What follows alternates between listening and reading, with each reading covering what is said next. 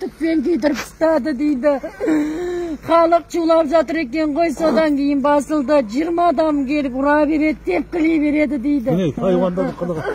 100 адамдай бала жатырмыз, біз Алланың алдына тазамыз, анашым. Бізді террорист деп мына жерде күнде ұрады дейді, ұрып соғады екен. Баламның ішін үтікпен күйдіріп тастапты. Ірің шығып жатыр екен, мама ірің деп жатыр ішін дейді. Көрдіңіз ба? Нүрекке міне. Ай, сұмдық қой, сұмдық қой. Жақсылап түсіндіріп, жақсылап айтыңыз. Жақсылап айтыңыз. Мен қазір баламды көріп шықтым, ыдырысып Ербол Саматұлын. Бір ай болды көрген жоқпын. Қазір кездесіп шықтым. Балам мені көре сап жылады, ішін ашып көрсетті. Мама менің ішімді үтікпен күйдірді дейді. Іріңдеп жатыр. Қасымыздағы балалар бір-бірімізді қана қараймыз, ешкім қарап жатқан жоқ дейді.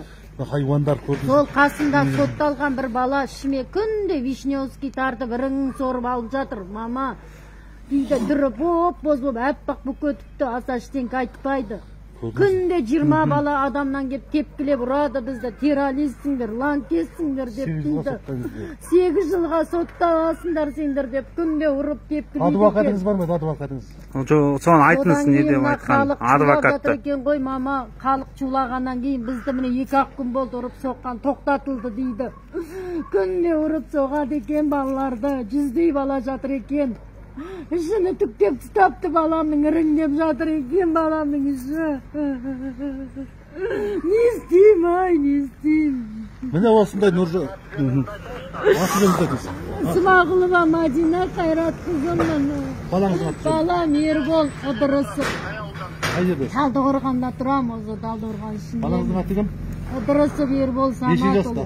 20 жаста. Оқушы ма? Жоқ. Адресіңіз?